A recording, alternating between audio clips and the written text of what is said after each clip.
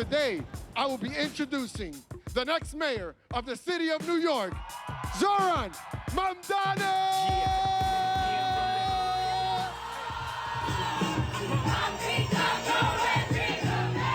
This is what an American political earthquake looks like. New Yorkers are hungry for a new kind of politics, a politics that puts working people first. The name is Mamdani, M-A-M-D-A-N.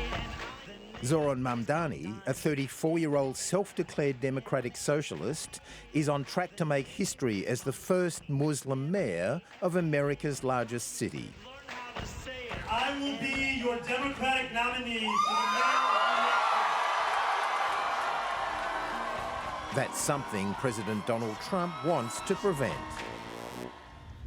I see what's going on in New York. We're going to have perhaps a communist mayor. It's not even believable, my beautiful New York. Zohran Mamdani has put together a campaign that we haven't seen in a long time, where you go in the subway, because it's New York City, and you have real conversation. Hi, good afternoon, everybody. Karine Jean-Pierre was spokesperson for Democrat President Joe Biden. She's since resigned from the party and become an independent. Thank you so much. We'll see you tomorrow. He was an unknown. But because he did the basic grassroots and basic, hey, you know what? I'm here for you. What do you need? Look where he is now.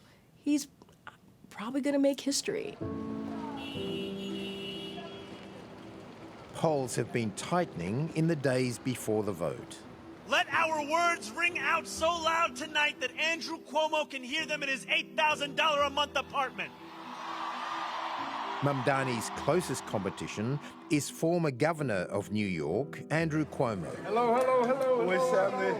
The once Democrat is running as an independent after a series of sexual harassment allegations that he denied saw him bow out of the race to be the party's candidate. Cuomo, don't give up! In today's America, Donald Trump is at the peak of his powers, controlling the White House, the Senate, and the House of Representatives. The Democrats are now bitterly divided and leaderless. Here in New York, many in the party are watching the surge in support for Zohran Mamdani to try to work out how the Democrats can work their way from political irrelevance back into the White House. I'll make buses fast and free. So I can just get where I'm going. I'll make childcare available to all New Yorkers at no cost. I want to raise my kid in New York. Right now, everybody's attracted to Mamdani almost because he's the anti-Biden, just in terms of his charisma, in terms of his youth, in terms of his energy. It shows that we can win.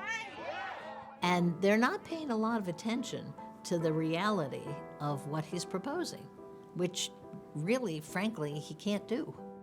Political analyst Elaine Kamark worked for President Bill Clinton. She has concerns about Mamdani's big spending promises.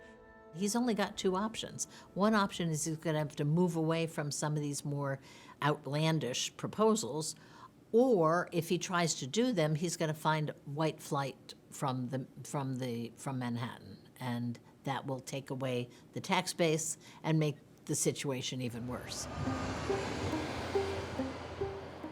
It's a cold autumn evening in Harlem. Hi, voting for Zohran Mamdani? And a 22-year-old campaign organiser, Durga Srinivasan, is working for every possible last-minute vote for Zohran Mamdani. Voting for Zohran Mamdani? As a person, he means that young people can create change, and we have a blueprint now, so we can replicate it. So, to me, Zohran Mamdani, he represents the spark of a movement, not the movement in totality. Durga Srinivasan rejects claims the campaign is making unaffordable promises. Our plan is to tax the 1%, our billionaires, by 1% extra. People who have all this wealth and don't know what to do with it, give that tiny 1% of your salary back, or your income or your wealth, back to the city. Do you know who Zohran Mamdani is? Yes, I love him. I voted for him. Okay, yay. She says it's time for generational change in the party. Thank you. I think it's time for the old guard to move on Go get that cottage in Westchester. Go start your own garden. That old guard, such as party leader in the Senate Chuck Schumer, has been reluctant to back Mamdani. Mamdani, are you going to vote for him? Look, the bottom line is very simple. I have a good relationship with him, and we're continuing to talk. Well, the vote is on Tuesday. What are you going to do? Across town, in the Crown Heights area of Brooklyn, Baptist pastor Rashad Moore is watching this election closely. I think it's going to be close. We are living through an affordability crisis, and we are at the 25th hour. And out of all the candidates, no one really drilled home the significance of this unaffordability in this city like he did.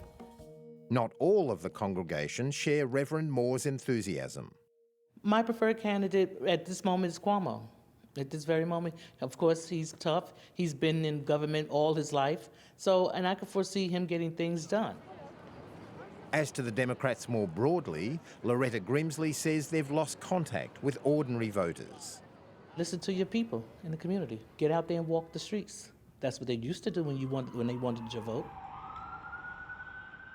Democrats need to get rid of identity politics, pure and simple, because no matter how many groups you list, somebody is left out.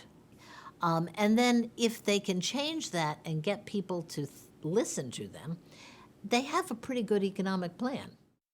Be an opposition party. Look at it that way. Don't look at it as a Democratic Party. And that means having some teeth, having some guts, being bold, and understanding that you have to be gritty in this moment. You have to really punch back and hit hard and be strategic in what that looks like. While the Democrats face a prolonged period of soul-searching amid Donald Trump's dominance of the national agenda, here in Brooklyn, Reverend Moore says as desperation grows for many of his congregation, now is the time for radical change.